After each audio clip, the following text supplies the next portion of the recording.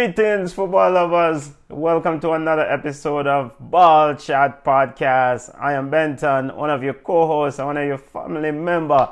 But we want to big up the birthday girl. Come on. Happy 16th birthday. Football family, join me in saying happy 16th birthday. Happy sweet 16 to come on, Lee. Well, go on, family. I am good. Thank you. Of course, I'm 16. Just turned 16 for like the fifth time.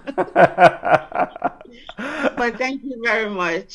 Football lovers joining. Junior Pringle, my brethren, my brother. You're not wishing come on, Lee. Happy sweet 16, brethren. Yo, what business to take care of? Come on, big up on your birthday. I'm beating for job today, a lot of people. But first and foremost, happy birthday. Come on, wish you many, many more blessings, more love. Big up yourself. Thank you.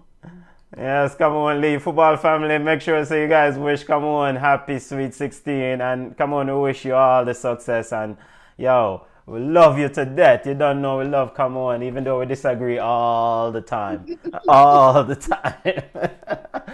So football lovers, Ball Chat podcast is centered around reviewing the week's major news in the world of football, aka soccer, and what a week it was. What a week it was in the world of football. We have a special guest that's scheduled to join us today. Mireya Gray, Jamaican live wire reggae girls, Ballas herself, is running late, so she should be joining us later on in the show. So we're going to discuss some football stuff with her when she joins in.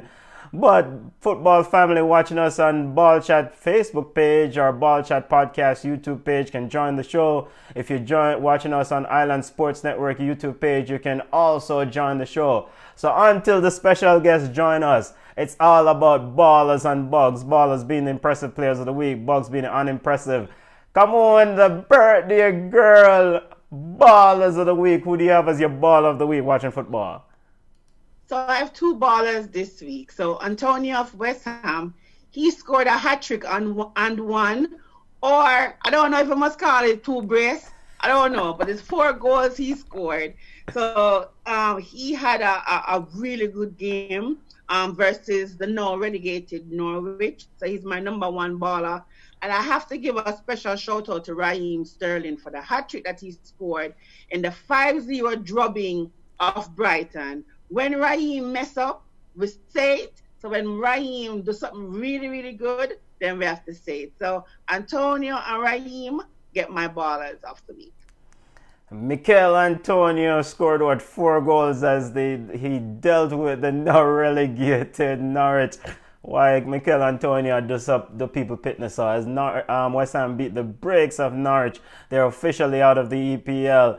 And Raheem Sterling scored a hat-trick as he continues. There's 25 goals in all competition for Raheem Sterling this year. Come on, something to that effect? Something like that. He is, we said what we want about Pep, but it look like Pep bring out the best in Raheem. Yeah, Raheem scored 25 in all competition, but he probably have missed about 30 easy ones. Big up yourself, Raheem Sterling. Big up the football family watching us on Island Sports Network and Ball Chat YouTube page. Dalton, big up yourself, family. Owen Gray says, happy birthday, come on. Bubba P says, 60 you mean? I don't know. Hey, come on. Bubba P, are you alone on that one now? Dalton Stewart says ballers of the week is Sheffield, Burnley, Leeds, and Antonio. Big up yourself, Prime Minister watching us on Ball Chat YouTube page. Ballers of the week for Prime Minister is Chelsea and Leicester. Why is Leicester ball of the week, Prime Minister? Why is Chelsea? Why is Chelsea? The man them just ready for beat. Come on our birthday. Don't hurt up our nerves today. And Jamaican girl, big up yourself. Owen Gray says ball of the week is Antonio. I wonder if him still can play for Jamaica. Ooh, I don't think so. I think he already capped for the US. For England, that is. Junior Pringle, my brethren, my brother. Who do you have as your ball of the week, brethren? Well, the relegation threatened teams that are still fighting for survival. We're talking about West Ham, Aston Villa, Bournemouth. I have to give them. They show why the English Premier League is the most entertaining league in the world. Not the best league in the world, but the never say die attitude. I have to give it to them. Also have to give it to AC Milan. what they did against Juventus early in the week and what they're doing right now, I think they're still tied 1-1 with Napoli, right? I think it's still 1-1 right now. But yeah, big up, minutes. Big up AC Milan. And big up Tyrone, Ty Gale with the goat mouth. As soon as they disrespect Juventus, AC Milan just came out and win that game. So I never mentioned to Tyrone for Ball of the Week. But that's it. Well, so down about them. Ballas. Napoli leading Milan 2-1. They still give Milan Ball of the Week and they beat Juventus earlier this week. As the Junior adjusts his Ball of the Week just because. So Milan had, Junior Pringle one of the Ball of the Week for Junior. Junior stated that Milan defeated Juventus. AC Milan, it's weird. AC Milan defeated Juventus 4-2. They also defeated Lazio, two of the top teams in Serie A. Junior also big up his goat mouth brethren Tyrone. Wherever you are in the world, big up yourself. And all of the teams in the English Premier League at the bottom of the table battling and showing. Not relegated yet. And that are not relegated yet, yes. That are showing that the EPL is the best league. Right, Junior? The best. Yeah, but so hold on. So I was just looking at the Antonio thing. So the Antonio can still represent Jamaica because he has not played for England. He's not capped for England. He was called up and he was an unused sub. But let us ask ourselves: do we want a 30-year-old footballer to come represent the country when we have so much young talent out there? Come on. Which position does Antonio play? What that mean? Don't matter. It means a lot. It don't matter. You have a baller right now that is playing in Belgium that is doing very well in the same position, the same body type, can offer the same thing that Antonio can. Antonio is a much more seasoned veteran, a much better accomplished striker.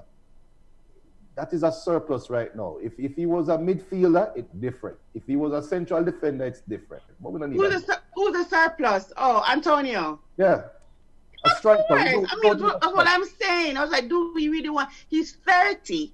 By the time the World Cup will come, I mean, in kind of the same age group. I mean, he's 30. Imagine Jamaican fans, football fans. You got your answer on Gray regarding Mikel Antonio. Was thank you. Come on, I've been working hard on our birthday, correcting me. Mikel Antonio was called but uncapped for England, so he can still play for Jamaica. But Jamaican football fans, bashy, do we really need him? Yeah, go ahead, Junior. BM said that Antonio said he has no intention to play for Jamaica.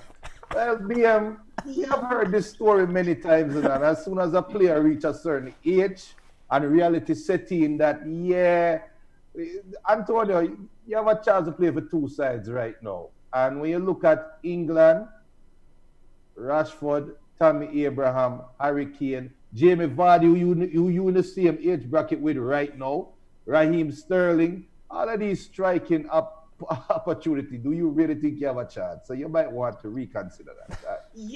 But BM, that story is old though. That was 4 years ago when he was 6 years old, 25, 26. So he probably had an opportunity to play for England, which he was called up around him time in 2016. I bet you any amount of money now, if Tapa call him, he would have probably said he would have played for Jamaica. Because, let us face it, even though he scored the 4 goals, he's not going to get called up for the England national team. So if you want to play international football, Mikel Antonio, you come to Jamaica side. And we don't want you. Come on, please don't bet your birthday money on any wages, all right? Don't wage your birthday money on Mikel Antonio playing for Jamaica. Big up Alex Reed watching us on Island Sports Network. Alex Reed says, big up, come on your birthday. Thank you. Jamaican football fans, Bashi said they don't want Mikel Antonio. Imagine that. What? Do you want Mikel Antonio to play for Jamaica? I would. You know what? The bigger the size of the core, the better the core, the more competition. We have too many lazy men on the side, and ultimately Mikel Antonio, what he does best is work. So I would take him. Yes. Is that why West Ham don't a goalie? Well, a goalie, but not relegated. All right, moving away from ballers of the week to bugs of the week, and keep your ballers and bugs coming. Just to try to get to BM. Kofi Powell says, "Big up, present ball chat. Big up yourself, Kofi Powell, and all the football family watching us. Keep your ballers and bugs coming, and we'll go ahead and read them out. Just want to remind fans that just joining us, we're scheduled to have Mireya Gray, reggae girl herself, joining us. She's running a little bit late, so whenever she joins in, we'll just have a discussion with her. Live wire, Jamaican live wire. Solid enough players out the road. All right, moving away from ballers of the week to bugs of the week. Come on, you're the birthday girl, keeping it CM theme. Who you have as your bug of the week? Chelsea and Frank Lampard. I wear my jersey today because I am still a Chelsea fan. But ever since we start wearing a jersey with the number 3 on it, it's like 3 our magic number. We need either way I get drop 3 or way I get 3. We need a coach. I don't care what anybody wants to say. I don't think Frank Lampard is the man for the Chelsea job. And we can talk about that when we're going to the EPL segment. So Leicester, I'm a bug. Arsenal, I'm a bug. I don't know how Arsenal make Tottenham, a team in the last game, had no shots on goal. Son and Harry Kane not on the same page. So I don't know how them come make Spurs beat them. So Leicester, Arsenal, Chelsea, Benteke for picking up that red card at the end of the game because he's stupid. VAR, we're going to talk about VAR in the EPL section. VAR for missing up all those calls. MLS for starting there. MLS is back and have everybody and their mama catch corona. And FC Cincinnati, who bring in the big bad job stamps and still get 4-0 from Caleb Porter's Columbus crew. Money for them. Oh, okay. Wait, Junior, you're going to have to... Junior, can you reach your bugs of the week because I can't manage? FC Cincinnati, MLS for bringing which is the stupidest decision ever, bringing everybody to Orlando in corona infestation. Chelsea and Frank Lampard. I don't know why she separated Chelsea and Frank Lampard, but it's her birthday, so I'll leave her alone with that. She said VAR, VAR. She said Benteke for getting a dumb red card. I think you said Leicester as well. You said who else? Arsenal. And you couldn't understand how Tottenham with Son and Kane not being on the same page, still losing or beating Arsenal. So I think I covered it all, right? You did. Wow, that Junior, respect, Virgin, because I couldn't manage. That was an infestation. Come on, had many bugs of the week. But duly noted, those to be acknowledged bugs of the week. They definitely deserve it. Junior, moving away from Commons bugs of the week, keep your bugs and ballers coming in. Junior, who do you have as your bug of the week watching football? Give me two minutes.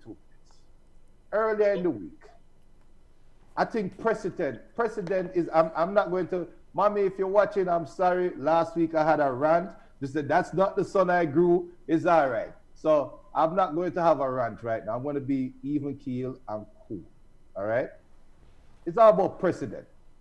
We've seen a vampire in football, right? First of all, with technology, we have cameras everywhere. We hate VAR. We say, how them have so much camera angle and it never work out good, blah, blah, blah. So everybody knows there's cameras present, right? Earlier in the week, we had a biting incident in Italy. Let me tell you the baller name. His name is from Lazio, Patrice, for biting the Lecce player. Patrice, you want, I said I wasn't going to run. You're the stupidest footballer ever. You're worse than Mendy, you're worse than Aria. We soon talk about Aria. You're the dumbest guy ever. After seeing what happened to Luis Suarez with the multiple biting incident, somehow you think in the back of your mind, you can bite a player on a football field and get away with it? Or is it that you don't want to catch curry, want to say bite the player so you hope you get red card and get suspended? I don't know. That might be it. But again, precedent is common sense. We had a racism issue today where Wilfred Zaha, somebody sent racist tweets to Wilfred Zaha, and a 12-year-old has been arrested. Now, I don't advocate for child beating. I don't advocate for child abuse. But sometimes it's necessary. That 12-year-old that sent that racist remark, and I saw the racist post, and I can tell you this, I believe it's a 12-year-old because I have seen these kids, and my son plays video games, and I hear him and his friends at the video game. They are ruthless. They are filled with venom, and they don't know what they are doing. If I was that 12-year-old father, I'd say, police, you don't have to arrest him. I'll deal with it. Beat the hell out of him. Then police, you come beat the hell out of me for growing him. My bugs of the week, that, man. And just beat the boy, man. Just beat him. Those are the views of Junior Pringle. And Junior Pringle. And only Junior. And only.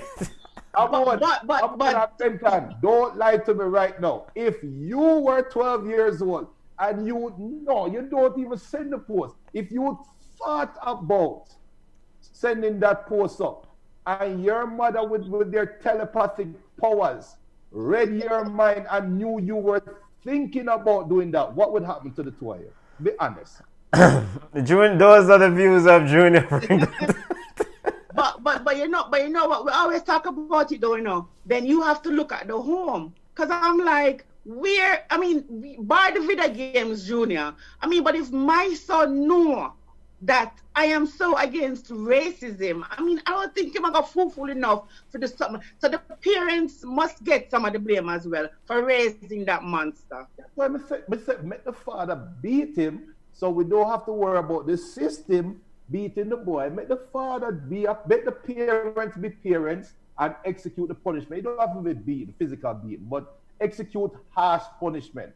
And beat the parents too. And then beat the parents afterwards. But say that. Then when him done, the police come in and beat the living daylights out of them. It is just that simple. Benton, with a disclaimer. Yeah, those are the views of Junior Pringle and not the views of Ball Chat Podcast. But Junior Pringle's Bug of the Week, aka the Engineer Bug of the Week, are the biter out of Lecce in Italy, biting a player. He's replicating Luis Suarez's behavior. Patrice is his name, I think, in the Italian football league. And the kid who actually sent a racist comment, or what was that, a racist tweet, Junior? It was 4 tweets, and it was obvious. It's obvious it's from a child. Yeah. It's vile, but it is obvious. It wasn't that person knew that was a small-minded person that did it. But yeah, they send racist images on one of the tweets. And I'm gonna say the tweets at NBC Sports. NBC Sports deserve a bug of the week too. Mm-hmm. Don't hide these things. Make the people know what is being sent. Mm-hmm. He sent out saying that I hope you don't score today, or else I'm gonna come come to your house dressed as a ghost. Okay. Right? And then he sent coon flakes and a cornflakes box with a black face, and it is coon face. Okay. He sent KKK vigil. You could tell it was a 12-year-old. Okay. So those are Junior's Bug of the Week. Football family, keep the ballers and bugs coming. Dalton Stewart said bugs for him are Chelsea, Arsenal, Leicester, VAR for poor penalty given to Pan United and non-penalty for call. That penalty on Andy Robertson by Burnley.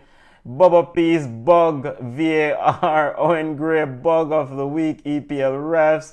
Best league but worst refs in the world. Crime Minister, bug is what? Benteke? Whole career is a bug. Imagine that. The whole Prime Minister says he says his whole career is a bug. Big up yourself, Ty Gill. Ty Gill says maybe the daddies are racist. And I definitely agree. In their home, the child is definitely in an environment that is receptive. Make sure big up tight to film goat mouth. Big up Ty Gale for his goat mode. My bugs of the week. I didn't get to ballers. I didn't actually do ballers because I'm a little bit, consumed by the bug of the week. But I just got to give my bug of the week to Atlanta United. What a depressing display from my beloved home team, Atlanta United, as the New York Red Bulls pressed the hell out of my Atlanta United, and that midfield folded like a tin foil. It was soft soap football. Frank de Boer, maybe Jose Mourinho is right in saying that Frank de Boer is the worst coach in the EPL, or no, probably the worst coach in Atlanta United's history. Yeah. Well, you were saying something, Junior? No, come on. Yeah. Big up yourself, Stel. Watching us on Ball Chat Facebook page. Sel says United back to being the most hated team in the Premier. Inject it in my veins. Well, the United fans are running in hot. Boy, things must be nice in the land at the Empire. Moving away from ballers and bugs, keep your ballers and bugs coming. Remember, football fans, we're supposed to join. I want to let you know we're supposed to join by Mireya Gray, reggae girl herself, who played in the 2019 World Cup, Washington Huskies. She's running late, so whenever she joins us, if she does join us, we'll go ahead and have a discussion with her. But let's segue to touch some of the major news in the world of football this week. Who had the better week? Come on, Chelsea or Leicester City? All you mean? Hey, right now, Leicester actually help out Chelsea. I was a little bit worried, but we still have a little spot. I'm going to pray tonight that Southampton come through. Even a draw with Manchester United, I will take. Junior, it doesn't seem like of Leicester City or Sheffield or Chelsea, none of these teams really want this Champions League spot. What's your thoughts on this? I think Leicester more. I think Leicester is more the team that don't want a spot. Chelsea just ran up against a team that plays against their Achilles heel.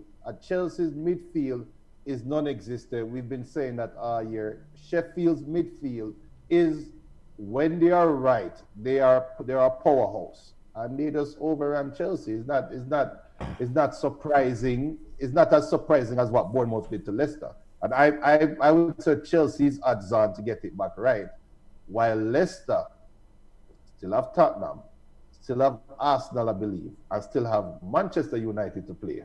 I think they are trending downward. They've been trending downward since January.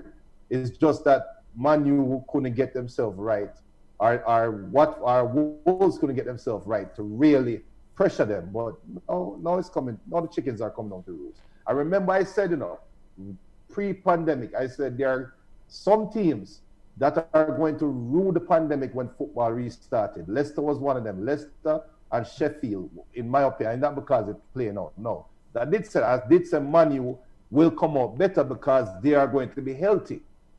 Sheffield had nobody coming in. Leicester was playing with house money. And now the players are in uncharted territory. And I think they don't know how to react. Can you believe they said Johnny Evans? Johnny Evans. Their most what a transfer. Only 3.5 million. And within 15 minutes, Johnny Evans showed himself. And that is what Leicester is. They are playing with house money. And at any moment now, the real team could show their head. And show them head at the wrong time. Show their head at the wrong time. Football fans were talking about the running for Champions League spot, and all of this is linked.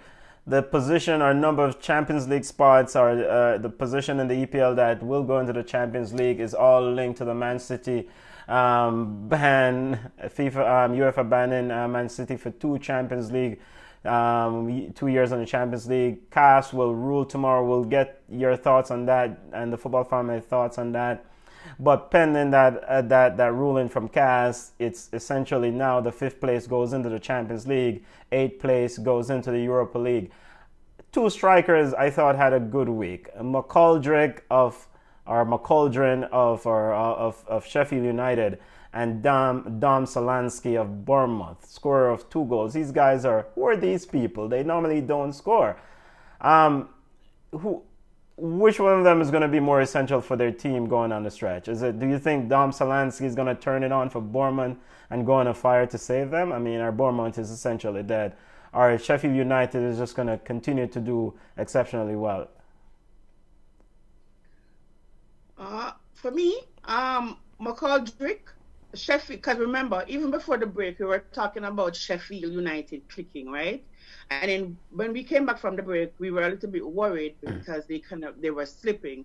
But I do think that this striker is a player that can actually help Sheffield. So I think Sheffield will be okay, but I don't think Bournemouth will be safe. It's just that Leicester actually wet the bed today. They were poor.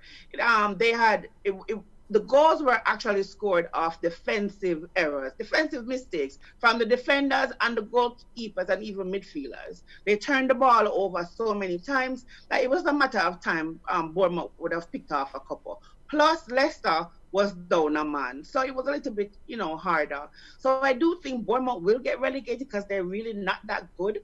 But I do think that Sheffield will actually continue to do well. Bournemouth looking to stay in the EPL for a 6th year in their 5 years in the league. They've recent promotion. They've averaged 60 goals or so a year. Have conceded 60 goals a year or so. So that's not a good stats for a team that's trying to stay in the league. Junior Stell and come on, Stell wants to know. He's watching us on Ball Chat Facebook page. Is it time to question Brendan Rodgers' tactical ability? They have looked so one-dimensional for months. Your thoughts on that? You know what? Brendan is a good coach, and I think he's doing what works for his team. Let us take away today's game. Leicester they've not been doing that badly, right? They have not been playing badly. So maybe Brendan is playing to the strength of his team. For me, I do think that Leicester City will need to go out and buy players, get good players, because I think the team is just average at best. So maybe he's just working with what he has still. I don't know. Stell, when you say one-dimensional, I'm curious to know, because for all the people that watch football, I know you watch football and you know football.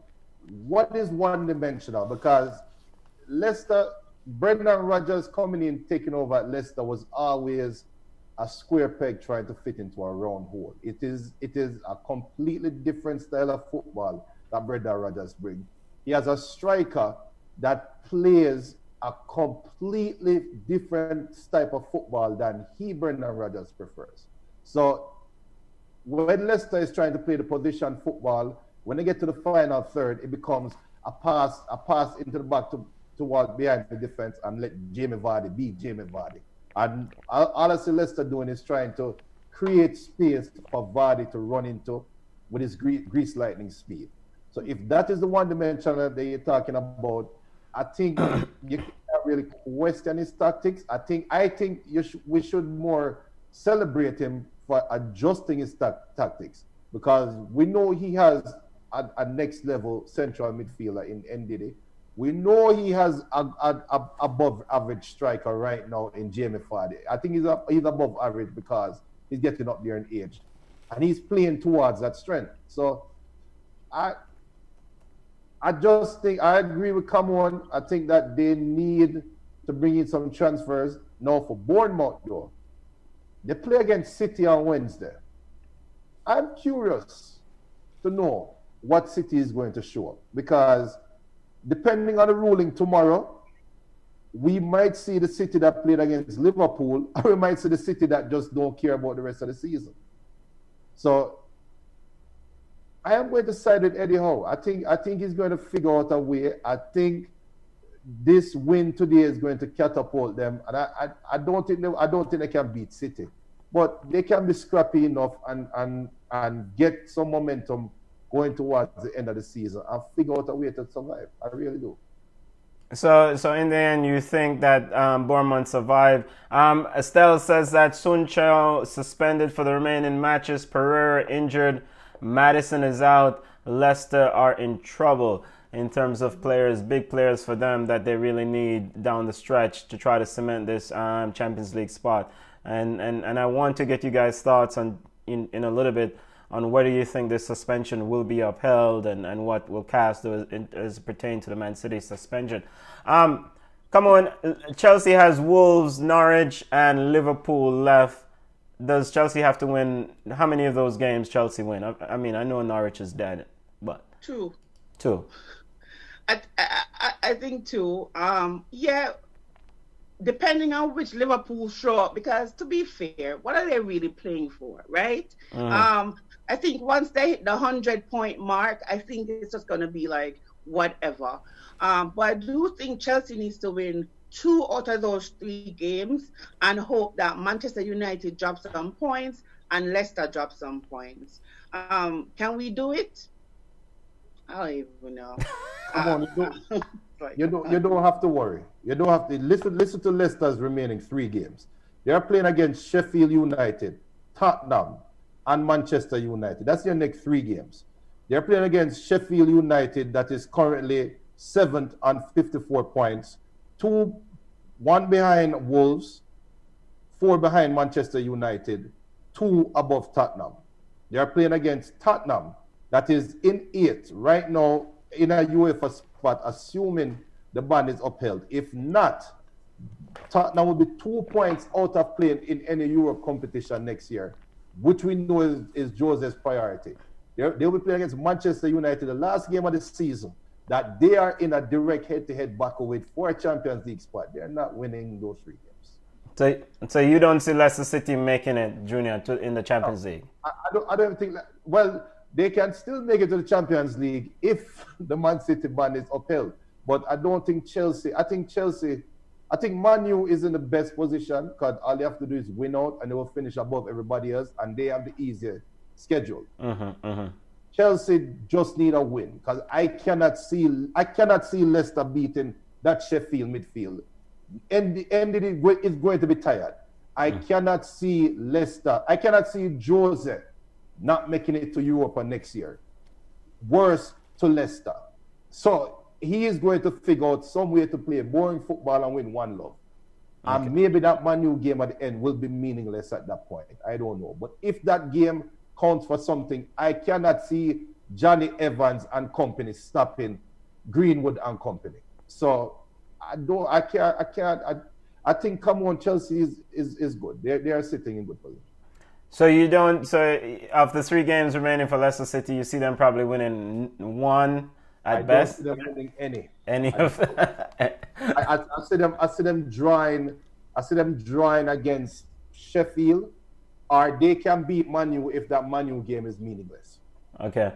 All right. So let's get the elephant out of the room. The CAS appeal, the City appeal their suspension, their 2 Champions League season, 2 Champions League cycle suspension by UEFA. CAS will rule the violations alleged to be that City violated financial fair play rules, as some will say in Jamaica, them cooking the books. Come on, at about 3 o'clock tomorrow, we'll get the official ruling from CAS. City has been very abrasive and very, very aggressive in their defense, saying that they will take this all the way. They've even mentioned going to civil court if necessary. How do you see this one? Is it the current suspensions upheld? It's going to be half or no suspension at all? Your final, what do you think will actually happen by CAS? I think they'll cut it in half. I think they'll come to some agreement and cut it in half. I don't see City doing the entire bid, and I don't think that they want to not punish City entirely. I think they're going to get something. Like when one of those prisoners where you say you're free to go time served. I do think that City will actually get their sentence half. Okay, so and to that end, you expect them to be out of Champions League next year? Yeah. Junior? As crazy as it might sound, I think they're just going to get a heavy fine, like a heavy fine. And I think they're going to cite the pandemic. Really? I really do. I really think they're going to cite the pandemic, and I really expect City to play in the Champions League next year. And fun and joke aside, I think behind closed doors, somebody's going to say, do you not want Pep Guardiola in the Champions League next year? And and seeing that you lost all this revenue this year, and we're talking about money coming back next year. Leicester versus Manchester City, Pep versus Brendan Rodgers. Who do you want to see in the Champions League? So, I really think that's going to happen. I really do. I really think it's going to be a heavy fine, and City probably get docked like 12 points in the Champions League group stage or something. But they are going to be in the Champions League next year. Okay, and of course, City faithful football family. If you're watching us on Ball Chat Facebook page or Allen Sports Network YouTube page or Ball Chat YouTube page, how do you see the CAS ruling? What do you think the final ruling from CAS will be? Will it be upheld of the current suspension of 2 Champions League cycle? Will it be half, or will it be thrown out completely? Big decision, and of course that ruling have every implication on what will happen in the rest of the EPL. The ramifications are huge in terms of playing European football next year. Arsenal versus Tottenham. Quickly, your thoughts on that game? Arsenal, had a wonderful strike from Lacazette, but come on, I mean, Tottenham found it at the end to find a way to win that game. Your thoughts? I mean, they just grind out a win. They didn't do anything exceptional. They didn't park the bus. They didn't attack more than they were just lucky on that winning goal. And we can't blame David Luiz on that one. It was an error. It was a defensive error that cost Arsenal the points. It wasn't David Luiz. A defensive error. Junior, your thoughts on that game? The Arsenal quickly versus Spurs. I think it was a typical mid-table rivalry game, and it was a game that was marred by defensive errors. Aria is the luckiest player right now in the world, because he could have been bug of the week if Tottenham had lost that game. Arsenal, and big up to on Island Sports, what's his name? Travis saying Flopsonal. And that, I mean, Arsenal, they'll be all right. But it's just Jose being Jose. I can't say it any better. Jose riled up Arsenal. Remember, he riled them up earlier in the week. Yes. Beat them. So yes. Jose beat Jose. Yeah, Jose playing the mind games, finding ways to win football game. Ultimately, they're sitting in a Europa League spot pending. Big up to Dalton. Dalton says, Junior, remember you were wrong about everything since the start of the season. I think it will be upheld as in the case of the City being suspended from the Champions League for two seasons. Imagine, no wonder Pep Guardiola doesn't want to sign a contract extension for Man City beyond 2021. Champions League, as we talk about City and Champions League and qualifying for Champions League in the EPL, but let's talk about this year's Champions League. The quarterfinal draw have set, the matchups are set. Anything that's appetizing for you guys? How do you see the UEFA came out and said the second legs will be hosted by the home team, so Man City does get to host their game against Real Madrid, leading that game 2-1. Bayern Munich gets to host Chelsea after leading.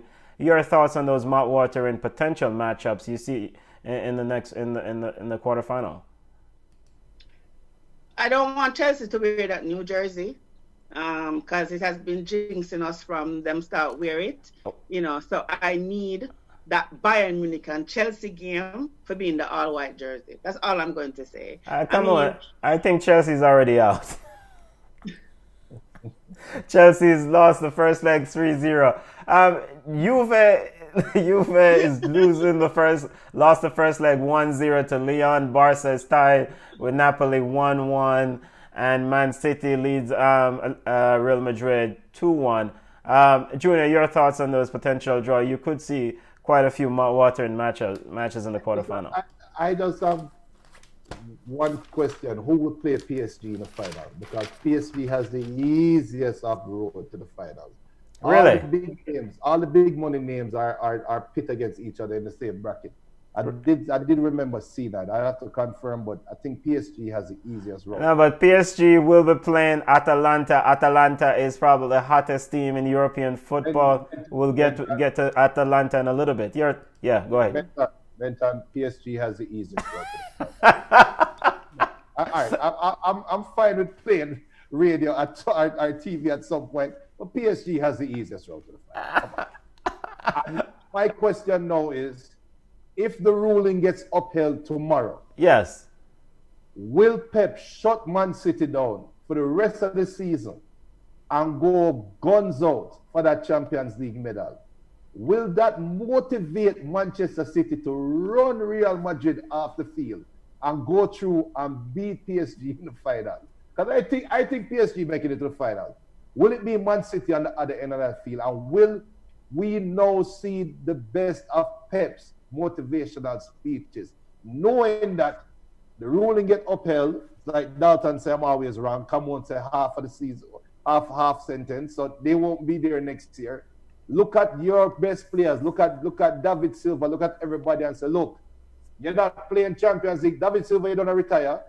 Fernandinho, you're more likely to get dashed next year anyway because you're old. We're not playing Champions League next year. Everybody, let's go all out. I'm curious now. I'm more curious now. So, come on. If the suspension gets upheld and the ruling tomorrow influences Man City, do you think a motivated Man City can win this Champions League with all these defensive issues, as Junior is so-called predicting? I was just going to ask you, against a blazing Real Madrid, right, firing on all cylinders, a Man City with defensive errors and injuries, and just no, Junior, absolutely not. All right. Absolutely not. All right. Junior, step away from the glue. The matches for the next round of Champions League set up. The second legs will be played August 7th and 8th, and the quarterfinal matches will begin around the 12th or so. I'm not exactly. I need to check the dates, but the potential matches are Man City or Real Madrid versus Juve or Lyon, RB Leipzig versus Atletico Madrid, Barcelona or Napoli versus Bayern Munich or Chelsea. Well, it's Bayern Munich. We can call that one.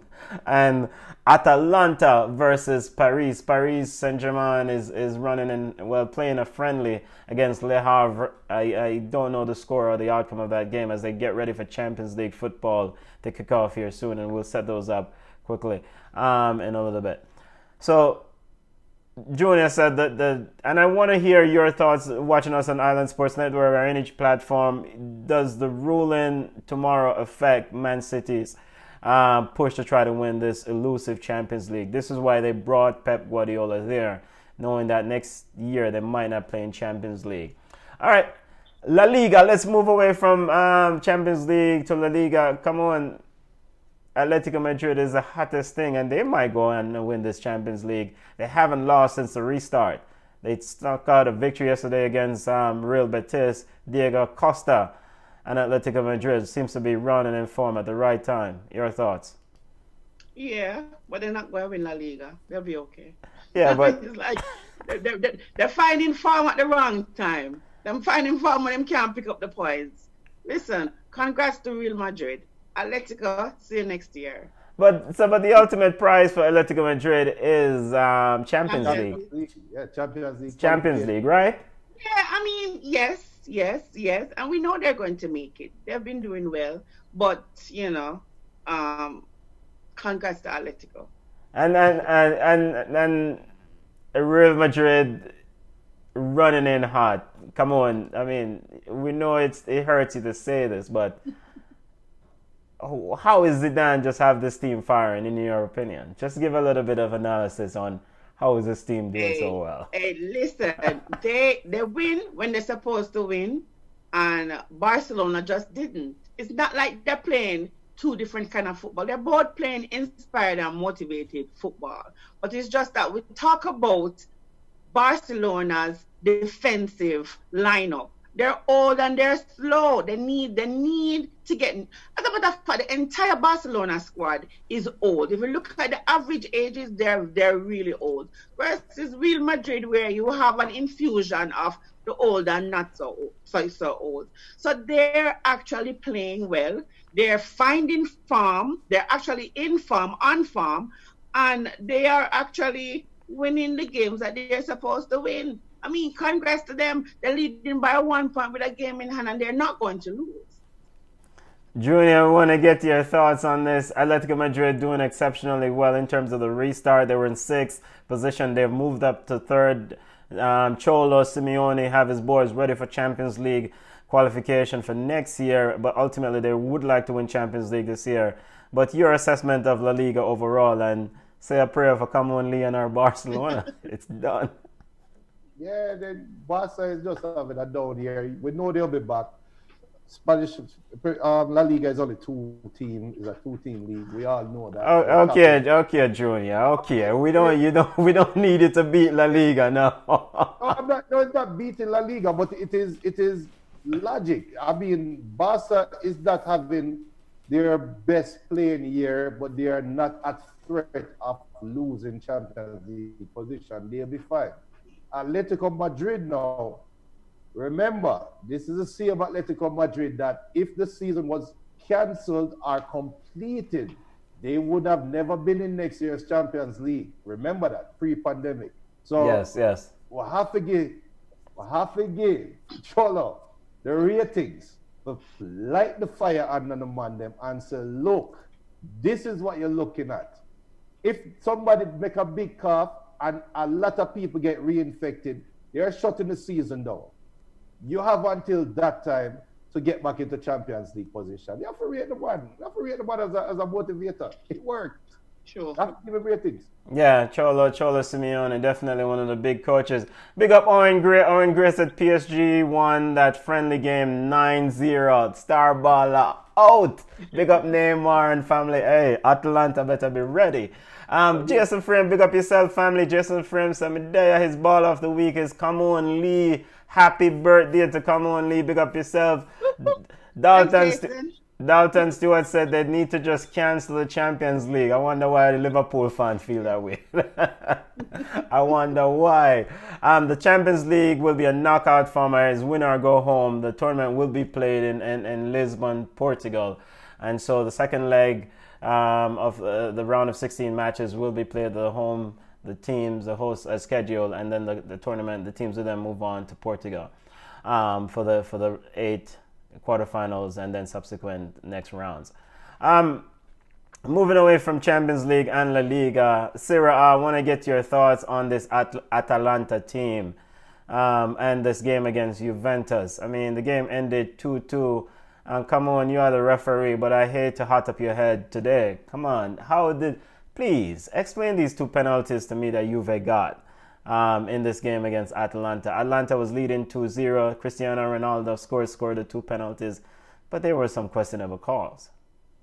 That's Sarah for you. I mean, I watched it and I just don't even know. I don't know how the referee decided that those were and they have VAR, right? They have VAR. So you're like, come on, so it's just crazy. I have no explanations for those penalties. Junior Gasparini, I know that your boy is Cristiano Ronaldo, but Gasparini of Atalanta, who's been really have this Atalanta unit running as a fine-tuned machine, was really ticked off at the outcome, as they felt like a chance to really jump Lazio and really push up against Juve. Your thoughts on that game against Juve and those calls, Junior? It's unfortunate. I don't think it's unfortunate. Yes, I'm a Cristiano Ronaldo fan, but we see so many bad calls so far post-pandemic. I'm at a loss for words. So like, come on. I mean, what the hell did you see, dog? What did you see? Like, but big up Atlanta, they'll be all right. It's not like Inter Milan having a chance of jumping them, so they are fine. You'll be all right. So don't worry yourself. Just enjoy the position, finish out the season just fine, and you'll be fine. Yes, it was unfair, but multitask, man. Yeah. And I want to get your thoughts also on the impressive run by AC Milan. They defeated Lazio last week. Lazio second in the Serie A, and they defeated Juve. What do you credit this to? Is Pioli? They drew Napoli 2-2. Oh, then they drew with Napoli 2-2. I mean, are we seeing the old red and black being back? Don't talk too soon. Just don't talk too soon. You know, maybe it's fatigue. No. Yeah, no. So no, you don't think that they're back? What is that? If you ask a Juventus player right now, do you think you have a chance of losing the title? There will be no. Okay. You ask a Napoli player right now, do you think you're not going to be in the Champions League next year? No. So AC Milan is just timing.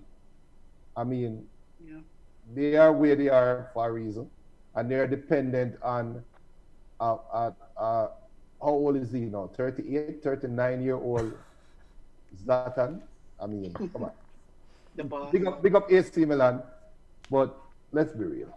Yeah, but it's weird because they've hired this former coach or former technical director of RB Leipzig setup, Mr. Ralph Ravnik, to come in and replace Pioli. And, somehow the team has really found a way to start winning games that normally AC Milan don't win. So we'll watch that one. AC Milan, it's good to see them being competitive in the world of football again. They're sitting in 7th in Serie A. Stepping away from, before we leave European football, and we want to remind football fans, we had Mireya Gray, reggae girl, Washington Huskies, scheduled to join us, but, she hasn't joined in the discussion, so maybe she's got tied up in something else. So we'll probably, if she doesn't come on today, we'll line her up for a future show, because she was trying to join in today. Moving away from football in Europe, or before we move away from football in Europe, quickly, come on, those VAR calls this week. Junior, you've been very harsh on VAR. You've changed your mind. Come on, do you share the same sentiments on should we just get rid of it? I don't think we should get rid of it. I think for some aspects, I think they should use retired players, right, in the VAR booth, because some things they can actually identify with. They can tell when a player is actually diving, when a player is really trying to trick the referee, and some parts of the game a player can explain. There's so many things that we see this week. You scratch your head with the Manchester United penalty, and I'm like, he stepped on the dude's foot. How are you awarding him a penalty? And then this morning, when the ball hit a soccer, it was the top part of his shoulder. And then you're going to tell me that someone stayed in the booth and reviewed the same video that we all saw, which is the top part of his arm, and says a handball? Madness. So I do think that for some things, because sometimes the naked eye cannot catch it. You're going to make mistakes. And sometimes, VAR is in favor of my team. Everybody gets VAR calls. Yeah. But we need someone in the booth, or we need better technical VAR assistance. We need people who can really look at it and give a clear understanding, and give a clear ruling. Those two examples, you can't tell me that you sit there and you rewind and you watch it and you still go with the cause that you went with. It's just crazy. Don't get rid of VAR, but you need to fix it. But also, I was reading that FIFA wants to take over VAR from IFAB, which I think would probably help. We'll see. Junior, you are a huge advocate and a supporter of VAR. Talk your mind. What you say? You done with it? off of VAR within context. Goal line technology is only used for between the posts, right? Yeah. They can easily use goal line technology for the throw line and for the end line, but they restrict it to between the posts. There's a reason why. Let the referees ref the game. I like VAR, but VAR should only, for me, VAR should only be used for offsides. I would say handball, but after today, no. Use VAR only for offsides. Trust the referees on the field. Trust their instincts. It's a part of the game. Even if even if you miss a Luis Suarez biting a player, and we would say VAR would have caught that, no. Let the governing body come back and reenact fines or reenact suspensions if the referees miss it. But when you bring in technology and you bring in this gray area where we're going to start assuming, did a player intend to dive? Did a player dive? Did he really get it? Did that hit really cause him for drop? Blah, blah, blah. Case on point, both were penalties for me. Bruno versus Jack Grealish. Right? Is the same exact thing. But I can make the argument right now that Jack Grealish is more of a penalty than Bruno. The reason why is because the defender swung his foot wildly and put it under Jack. It ended up under Jack Grealish's foot, and Jack Grealish step on the foot and drop. Right? Yes, it's obvious as soon as Jack Grealish felt the foot, he said, okay, let me turn around myself and win a penalty. We know that. But contact was initiated. Bruno, on the other hand, was trying to make a spin move with the ball, and in trying to plant his foot, he stepped on the defender. I could make the argument that Jack Grealish is a penalty, Bruno isn't. Somebody else can make an argument that Bruno is a penalty, Jack Grealish isn't. No form of technology is going to get rid of that gray area. So just trust the one person that can make the call, which is the referee on the field, however he sees it fit. And if he make a terrible call, he doesn't ref any more games for a period of time till him get him eyes checked. Because that's simple. But VAR should not be used for gray area calls.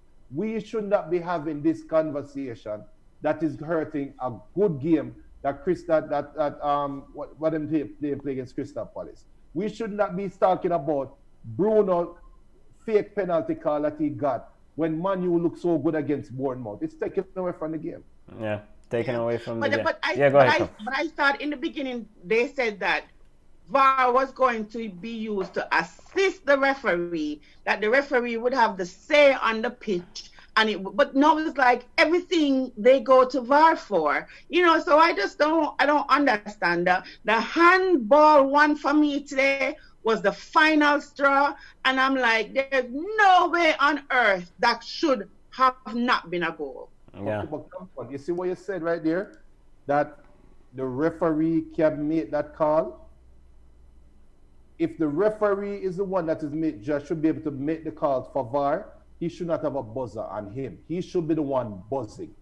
There should not be a buzzer for him to stop and say, VAR, what the hell you calling me about? And VAR say, yo, you might want to look at this. What the referee going to do at that point? Yeah, maybe I should look at it. Make the referee trust his own judgment. If him say something and him say, yo, I'm not 100% sure about this, you buzz VAR and say, look at that for me. And then buzz me back and let me know if I need to come and look at the video. That is how it should work. But based on what I'm seeing and what I'm gathering, my information, is the ref getting buzzed from VAR. So who is leading who? Yeah. Let's step away from football in Europe and try to discuss some other major things in football in our backyard. Come on, and Junior BM says, what are your thoughts on Ravel Morrison playing for Jamaica? I didn't know. Did Ravel Morrison declare to play for Jamaica? Of course, Ravel Morrison was supposed to play for Jamaica, and they were waiting on his passport, and because he had some issues with, he got in trouble, he couldn't get the visa. But listen, I think, and this is my opinion, a player who is a bench warmer, who is not playing consistent or regular minutes for his club team, and a player who is unassigned, meaning that you don't have a club, should not be thought of getting into the national team. It's not potty shop, it's not dolly house. You give players who are playing regular, good football. When I say you can't be a substitute, I said bench warmer. But I mean you warm the bench completely. Ravel Morris was a good player in what Sir Alex days, right? When he said said Ravel is the future, he's the face. Ravel has no abiding city. He's from one club to the other, and it's as if he cannot find a place to really play football. He hasn't played regular football in a minute, right? So even though, and the thing is, Jamaica has been running on Ravel for the longest time, about 2 years now. They said that Ravel getting passport, he's coming Gold Cup, him coming play World Cup, him coming playing Nations League. Where Ravel there? Ravel is trying to find a club. To me, I said no to Ravel. Ravel Morrison currently on loan from Sheffield United to Middlesbrough. Junior, did you want to chime in on that one? Yeah. What is the purpose of bringing Ravel? Is it for football or is it for marketing? Because he's a great. He's. If I am a marketer, I would love to market Jamaican football with Ravel Morrison's CV on it. So I see the benefit, and that is no disrespect to the baller at all. You are a talented footballer, and if you were to be in the talent pool for Jamaica, I can see him being picked in the squad easily. That's hands down. And I can see him getting games because you just have natural talent alone. And that's no disrespect to any footballer. It is what it is. But I agree with Camon. If he's not playing consistently, I don't care who you are. If you're not playing consistently, you can't run for 60 minutes compared to a next baller who might not be as talented, but he is at least more physically fitter than you. It's just common sense, but I see the business side of it. Big up to Peebo Rebel, Liverpool. He's watching us on Island Sports Network. I didn't. The man roll out with all Liverpool trophies. Alex Reed says, come on, who better than we have in the current national team right now? In what position though? What are we talking? Listen, where would Ravel play? Isn't Ravel? Isn't he a what? Is he a striker? He's a midfielder. He's a midfielder. He's not playing left wing. So where would he play? Listen. Jamaica is thin in defense. Jamaica is thin in midfield.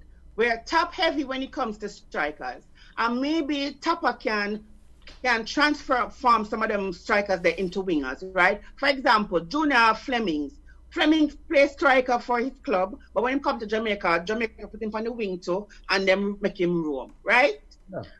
Ravel can play in midfield, but I'm saying this, right? And you probably have a point to say who we have.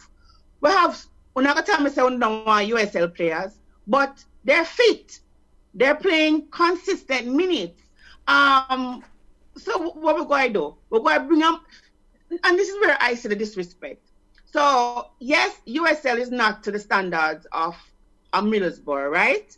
But you have a Junior Flemings who is playing every game, 90 minutes. But then you have a Ravel Morrison who is this big name person at this big club in England, but he's not playing 10 minutes. So what are we going to do? We're going to bring the Ravel Morrison and put him in the midfield while Tapa can find a player and make him into a utility player. You have players in USL that can play in the midfield. You have Owen Guard, I think is very good. You have Romeo Parks, who I think is very good. People don't like Devon Williams, but I think Speedy can play. You have Rashan Dali, who I think can play. Saeed Robinson, who can play. These players are playing 90 minutes for them club. You're going to bring a Ravel who is not playing. Come on, hear this though. Aaron Campbell said this on Island Sports. Ravel is better than Hector and Peter Lee them every day of the week. Ravel are the passer would need in the side. Alex Reed now come back and say, how many USL players are better than him? and before I answer that, come on, Alex and Aaron, I don't think we're saying they are better than Ravel. I understand what we're saying. It's fitness, physical fitness, and do they fit within the team? But come on, go ahead and respond to Aaron. You know what? All right then. Ravel is better than Speedy Williams, right? But Speedy Williams is fit. So you're saying that Tapper is supposed to call a player who he's contracted to play for Sheffield, loan to Middlesbrough, don't play no games. He is not fit. He's not match fit. He's training fit. He's not match fit. But you have a player that wants to play for Jamaica who is 100% fit. What do you do as a coach? What is it that you're going to do? You're going to bring the Ravel that you know you're going to play for only 20 minutes or 30 minutes and have to substitute anyway for your Speedy Williams. What are we going to do? I'm not saying that Ravel Morrison is better than these players, but Ravel needs to find a club and he needs to play games and he needs to be match fit. You can't, listen, as much as I want Jamaica national team to succeed, you can't run and here we talk about Peter Lee Vassell too. He's a good prospect, but his work ethic is poor, right? If Peter Lee Vassell would just play consistently, he could be the midfielder that Jamaica actually needs. So if you're a coach of a club, would you put a player who is not fit on your pitch and have the players on the bench who is fit? So I just don't understand what the solution is. Ravel is good, but he needs to be match fit and playing good. All right, hold on. We just got a message from, just want to let the fans know, Mireya Gray, Reggae Girls, just texted she's coming on in a few minutes, so she will join the discussion in a little bit here. So just want to let you guys know. So I'm looking Lego Beast baller. We're not talking about Africa. Hold a corner no, but hold on better, because until Mireya come on, I think we should dive deeper into this conversation, because just to let everybody know that's out there that is concerned or want to see Jamaica play football at the highest level. We are going to have a summit coming up real soon on Ball Chat, where we're going to talk 100% of the show will be talking about football development in Jamaica and the best team. Now, Owen rightfully says that Ravel Morrison is a central midfielder. Now, I've seen him play on the wing. At Man U, he was a winger, or he was a budding winger. But come on and Benton, citing what Owen says, he plays in the central midfield. Aaron and Alex are alluding to his passing ability and what Jamaica has lacked for the last, we went to World Cup 1998. We have lacked no disrespect, but we have lacked a great passer off the ball from the midfield since about 2002. Yes. Could Ravel Morrison be deployed if in the right system? We're talking X's and O's, football now. We can protect him by putting two fit, fast, tenacious box-to-box midfielders around him. Okay. You have the big boy up top. You have Junior Fleming on the right. Couldn't that work for Jamaica? Junior, it don't work like that. You're going to have this man on your pitch walking. You are going to play a game. You are bringing an unfit man because why? Listen to me.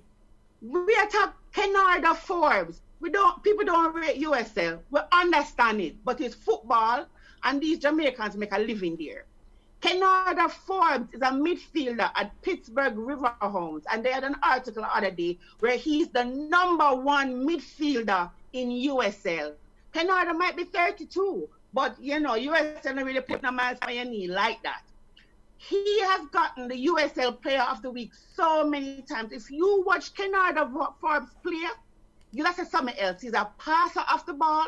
Him ping it left, right, wherever, and him have vision.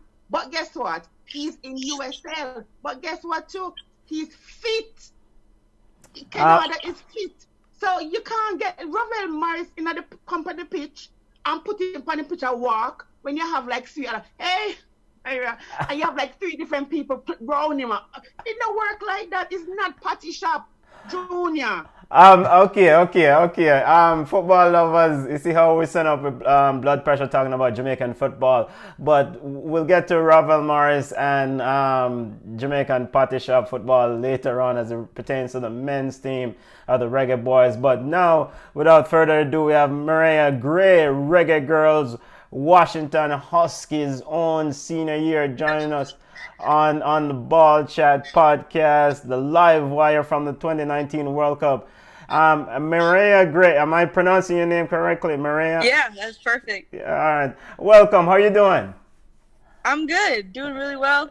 Thank you. Finished church, trying to rush around, but thank you for having me. Thank you for joining us. See, football family, welcome to the Ball Chat podcast. We're going to talk to you about your career, your outlook in terms of the next step, and how are you surviving in terms of the pandemic and dealing with the situation. But football family, we have a young budding star in joining us on the show. So send on your comments and questions, and we'll talk to her for about 15 minutes or so.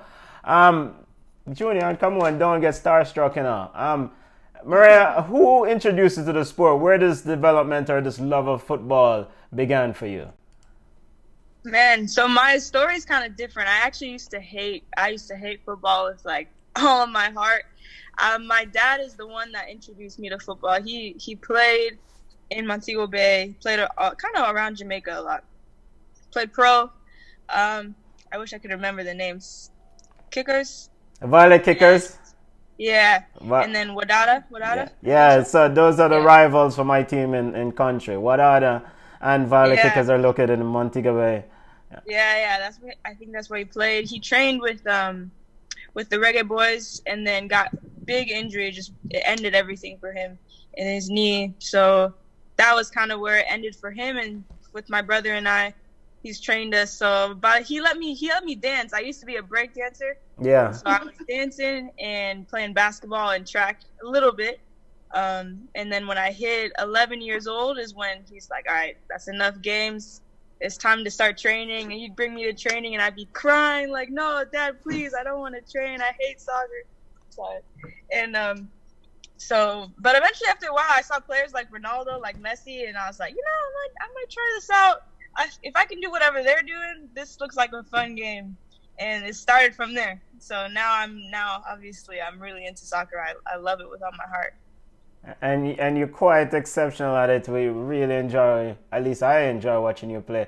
Come on, and Junior, a part of the football family. Come on, let's talk to Mireya, the young live wire, for a bit. Hi.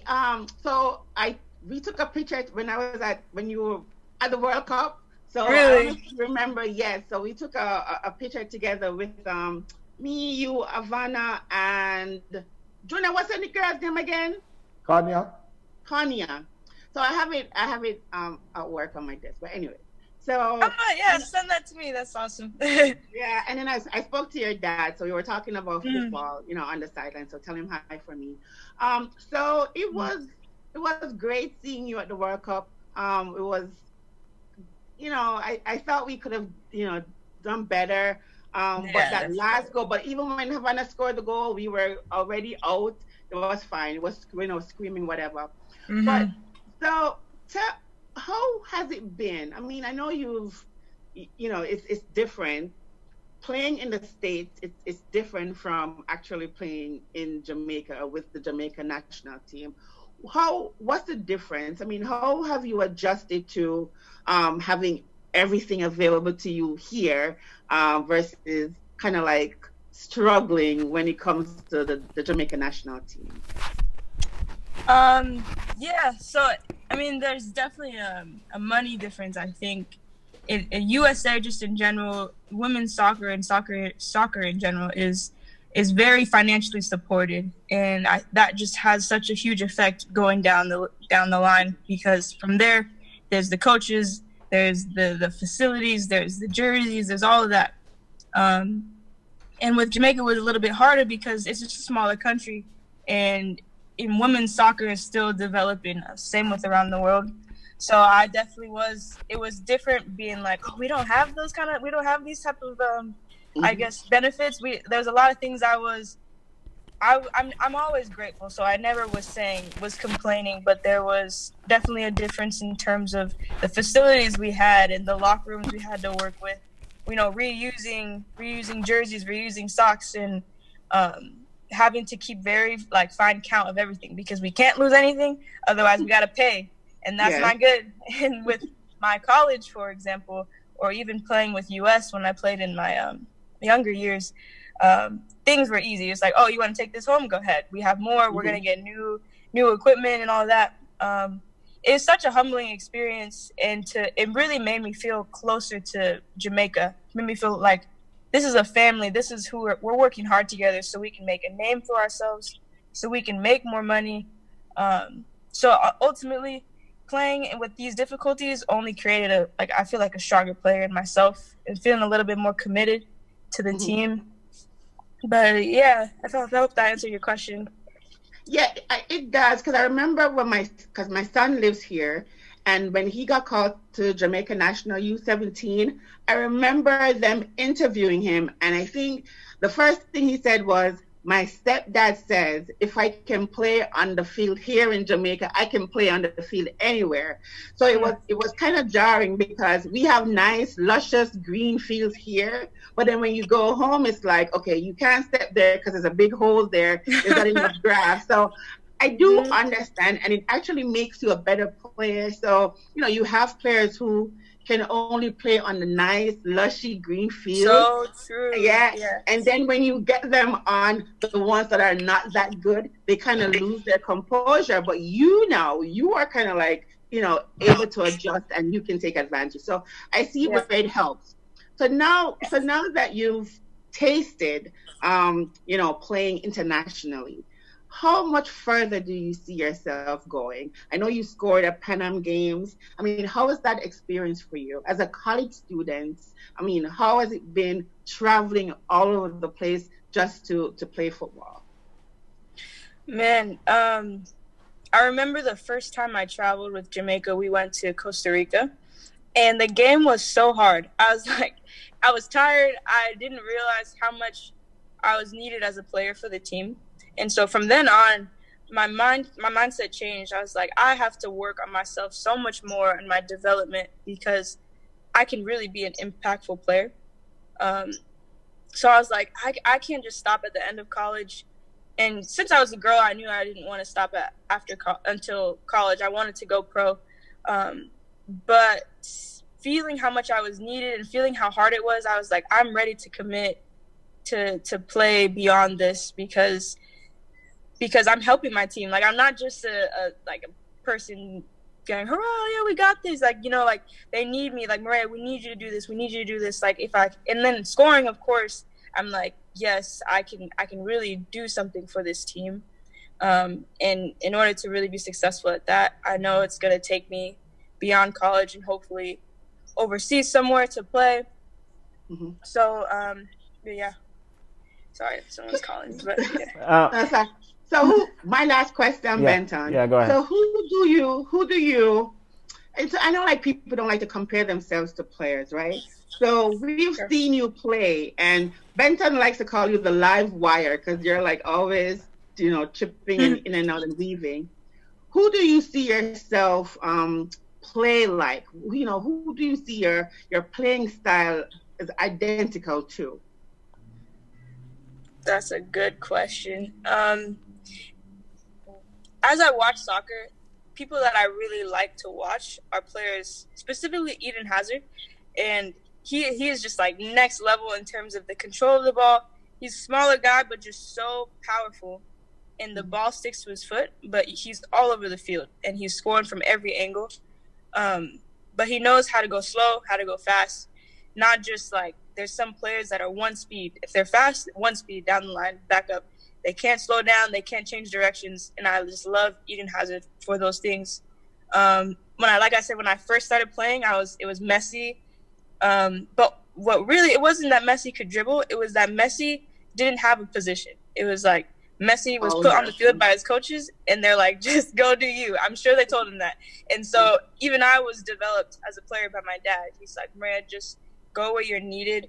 If you need to be dropping back as a false nine, go into that space, take the ball, and take it up. So I love those players that can find the freedom, but also just know and find where they can be the most impactful. Okay. And big up Aaron Campbell on Island Sports, so that she play like Abby Wambach. Love your play style. Would have loved to see you in the women's league in France or Germany. Wow. We'd love to hear. But Mireya, I would like to apologize to you personally, not on behalf of the show, but on behalf of myself. I love to see people get salad, or Americans call it Meg. I love to see people get salad, and I laugh, and I post these videos all the time. And I post it, and I laugh, and I laugh, and I laugh. And I see your videos, and honestly, it's my first time seeing your compilation of salads. Where does that come from? Because as a big midfielder in the corner league like myself,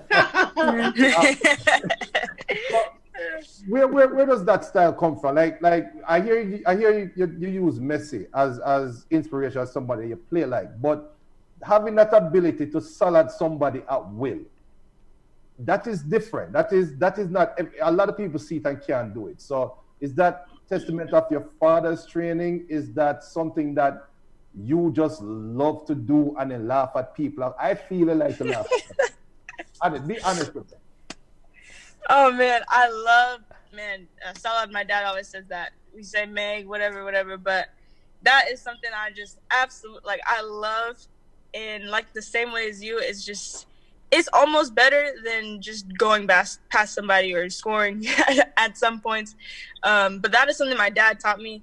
My dad he'll do any salad like at any point he wants to. He'll be going at goal. Someone's coming behind him. He'll probably turn back around just to salad and then go score the goal. Like he embedded that into my brain. So I picked up. I was like, I even think of situations like, man, if I went left and I stopped, I could probably give him a good Meg. And I'll have all these scenarios and make up them in my head. But I think you said a good point, which is that Americans it's not a big thing. It's like they'll see it, they'll cheer if you do it. But you go outside the country, Jamaica, anywhere else, honestly, it's huge. They'll just have games focused on megging people. And so it's definitely not an American thing. I wish it was. People don't, if you try to make somebody, they'll just say, hey, stop fooling around. Like, let's play for real. And I'm like, man, this is playing. So, as Yuna said, your game is something that's quite entertaining, quite attractive style of play. You're 5'3", small in stature. You're leading the line for the Washington Huskies. You led the line for Washington Huskies last year. Of course, the pandemic may affect that this year. What's the outlook for the senior year if you guys do get on the field? I know there's some reports about trying to play some football this year. Yeah, this year my last year. Honestly, my college seasons has always been something I've been fighting against, whether it be like issues with coaching staff or maybe even injuries or kind of just, not meeting eye to eye. I really appreciate my coaching staff, but there's just some things that made it hard for me, injuries. And so I definitely want to come back this season. And I heard that we're only going to be playing conference games, so it'll probably start late September. So we're already kind of at a loss, which really sucks, but ultimately want to be that same impactful player. Same way that I was for Jamaica, to do that here. And last October, this past October, I tore my ACL, so I didn't get to finish my junior year season. And I'm just coming back. I'm 8 months, probably a few days ago. And so I'm just getting fit again, just starting playing. But I even feel a lot stronger right now than I even was before. So I'm extremely excited to just come back and just tear it up for the last season, and try to win our league, because that's all we have left pretty much. Yeah, so it's great to know that the rehab is going well. It was sad when we saw that injury went down last year. Wrapping up with you, Seattle Sounders woman, you've came through their ranks and you have an affiliation with them. Do you still get a chance to play football with them? Are you still part of the setup there? I know you coming out of their system earlier on, you scored like 20 goals and 25 assists 1 year. I mean, what kind of EPL goal scoring business is that? Yeah, so the Seattle Sounders women, I heard news of them not going to be a club anymore, probably transitioning into another club. I definitely would have been with them this summer if it wasn't for the COVID and my injury. Last year I was a little bit before I went to the World Cup, and the same year before that. And that year we actually won the national championship, which was super fun. But yeah, that's as much as it goes. If they continue, I don't know where my summer plans are next year after I finish college, but my time with them, I always appreciate it. Yeah. And wrapping up with talking to Mireya Gray live via Ballas from Washington Huskies and the Reggae Girls, dominant in the Pan Am Games for Jamaica. Also, I just have two more questions for you. Most memorable moment playing in France 2019 for you. What was it like? What was the most memorable moment for you?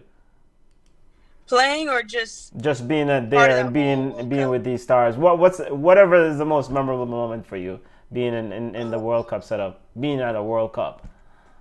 Yeah, let's see. Definitely the most. I would say I have two. One of them was the walkout and going onto and singing the national anthem for Jamaica, and hearing all the people in the crowds when you say Jamaica, boom, and the whole crowd just yelled that boom. I was like, it was surreal. And I'm looking at the players for Italy and for Australia, and I felt honestly like out of body. If you ever seen those Nike commercials where you're the camera, so you're playing on the field and it doesn't feel like you're actually a professional, I was like, that was exactly my thoughts and my feelings. Yeah. And then I got to meet Marta, it was a complete surprise.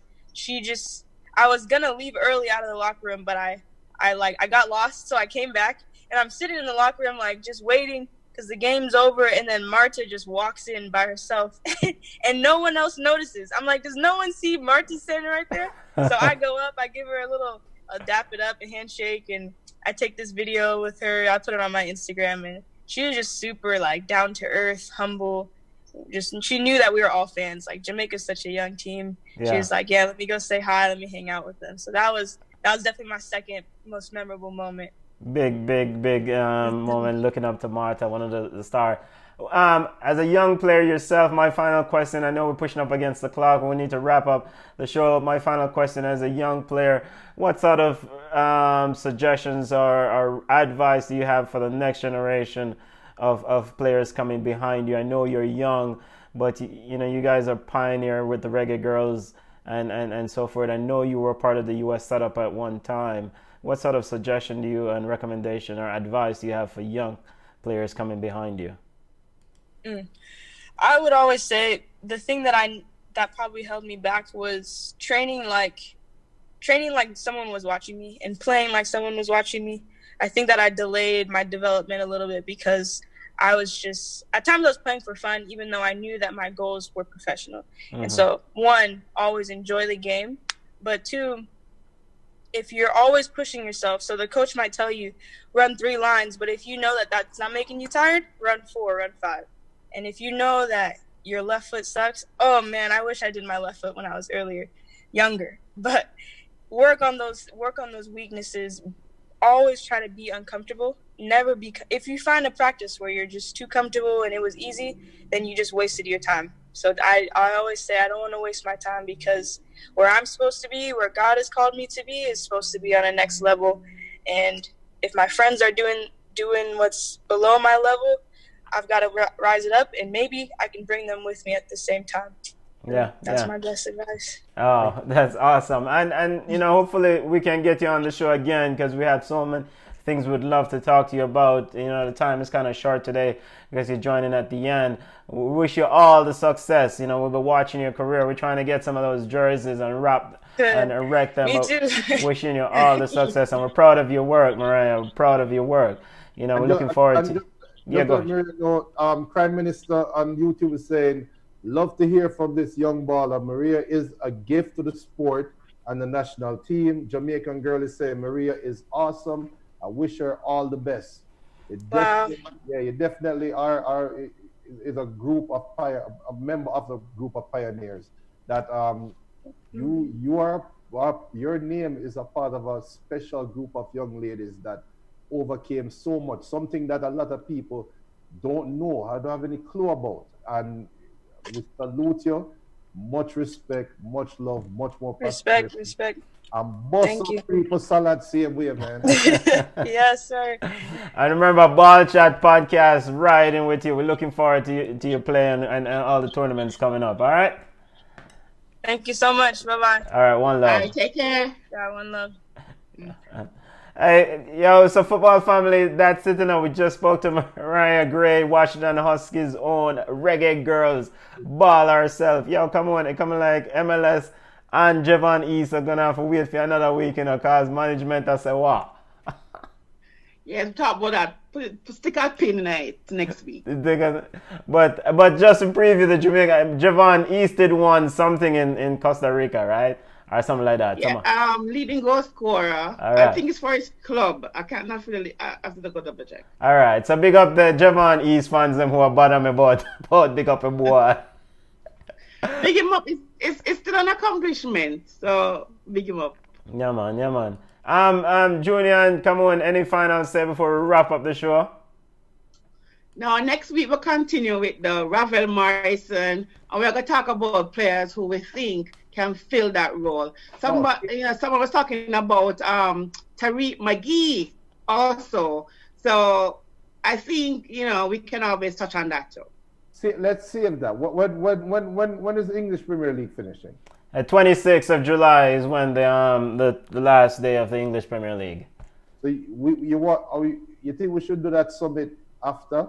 Yes, after that. English Premier League, because Chelsea might be out of Champions League that day. Look out for that. Look out for that. We're definitely going to have a summit talking about Jamaican football for 1 whole hour. And non-stop. We're not talking about anything else other than the development of football on the island. All right, football family, we could wrap it up. I want to say happy birthday to Come On Lee. Come on. Yo, make sure to eat some crab. Eat some big fat crab for with you and salmon and all sort of fancy thing. Enjoy and wish you all the best on your birthday and many more. Happy 16th birthday, come on. Thank you. Ball Chat Football family, you can follow us at Ball Chat Podcast on Instagram, Ball Chat 1 on Twitter, Ball Chat on Facebook. You can email us at ballchatpodcast@gmail.com. Want to big up to the live wire Mireya Gray, Washington Husky Jamaicans on for joining us late on the show. Yo, Junior, come on. We're gone and we are enough family. Cool.